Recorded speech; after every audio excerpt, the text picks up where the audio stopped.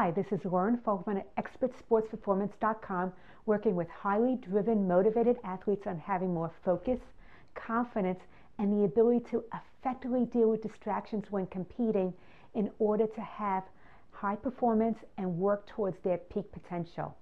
Today's topic is confident athletes win competitions. What I've seen is performance is a great measure of an athlete's mental game. When they feel focused, have a really clear goal, and know that they've done everything necessary to prepare for their event, they're going to have better performance than an athlete who hasn't given everything necessary for their training prior to the event, has some doubts, worries, and anxieties. There is, however, ways to be able to deal with those mindset issues to be able to strengthen an athlete's mental game.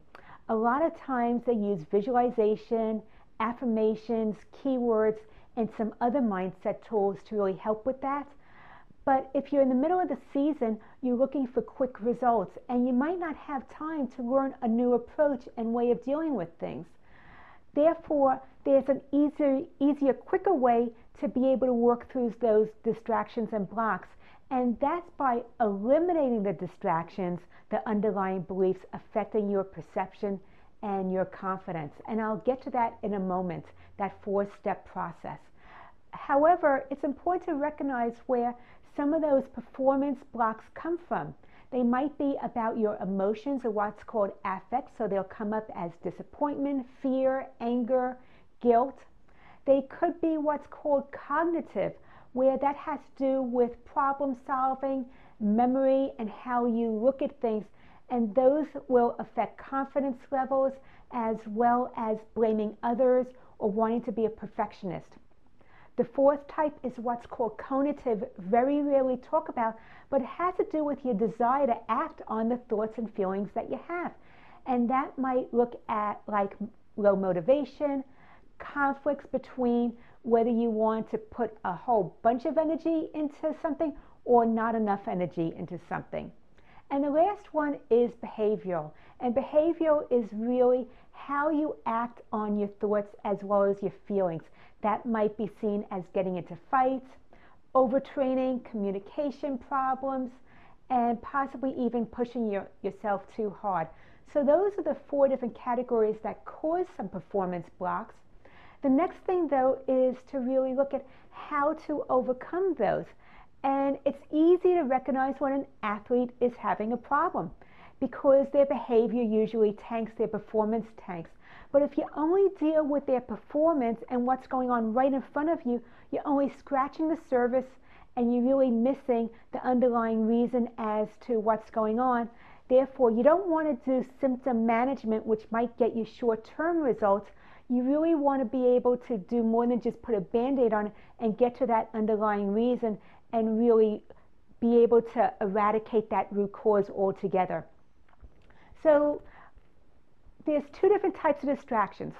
One is external distractions, which might be the weather, technical problems, equipment problems, things of that nature that are outside of you. And then there's internal distractions, which are the things going on within.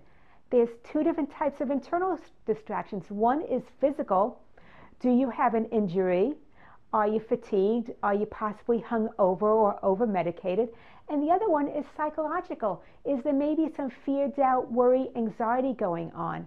And those are really the different types of distractions that athletes face.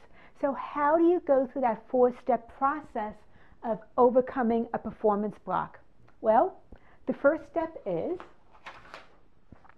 discovery. What is going on? And you don't want to be general about it, such as, I don't perform well in poor conditions. You want to get more specific. So think about for you, what might be something that helps you discover more about what's going on, keeping you from having high performance. It could be that when it's rainy and slippery outside, I hold myself back because I'm afraid of having an injury again. I've had an injury before, and I hate when I have time off in order to recover and missing out on a great season. So for you, it might be that you hold yourself back when it's less than ideal conditions because you want to avoid an injury. So discovery is the first step. The second step is choice. You have a choice as to how you want to approach that. It might be that you have different circumstances happening and therefore you respond differently. So do you want to really look at this and get to the underlying root, or do you want to just deal with the surface issue because time is of the essence and you don't want to go that deep? So make a decision as to how deeply you want to look at it, if you even want to look at it at all. So that's the second problem. And then the third step in overcoming a block is the story.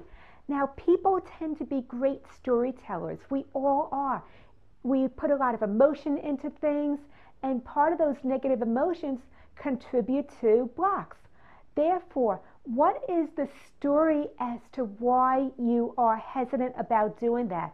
What's your story that keeps you from performing and maybe pushing yourself a little bit when that opportunity opens up for you? And really think about the story that you're telling yourself, and is it one that's maybe a recurring story? There's a pattern to it that you've been in these situations before. So think about your story and what that might be for you. And then the last step is reframe. That's about turning a negative into a positive. It's my favorite piece, because with reframes are when you are able to really get breakthroughs. Most people tend to think a lot in black and white terms. Either this is happening or it's not happening whatsoever. That's not really how life is. We have a lot of gray area where sometimes things are happening and sometimes things don't happen. So it's not necessarily either or, even though your story might make you believe that it is. The other thing that happens also is that we have rules. So if it's poor conditions where it's slippery outside and I really don't feel like I've trained as well as I ought to and the competition looks really tough, then I'm going to be holding myself back, because why put so much effort into it when I know I'm not going to win anyway? Therefore, think about if you have any black and white, either or type of thinking, or if you have any rules. And once you do that, what I want you to look at is, when was the last time that one of these rules applied? What was the story that you told around it? Do you want to look at it or not? And are you willing to look at how that affected your performance the day of your competition? If you are, then list all the ways that you could possibly approach that circumstance differently next time. Out of that list, choose one or two strategies that you would like to put into play the next time you're in a similar situation. Because the goal is, whatever you resist, you really want to really look at head on, face, and work through it, so that you don't have that resistance around it anymore, and it leads to breakthroughs for you. If you're interested in the 7 mistakes even the best athletes make, go to my website, expertsportsperformance.com, put your name and email address in the upper right-hand corner. You'll immediately get my free starter kit. I'd love for you to leave a comment about today's training video and what you thought about it. Talk to you soon. Lauren Fogelman, expertsportsperformance.com.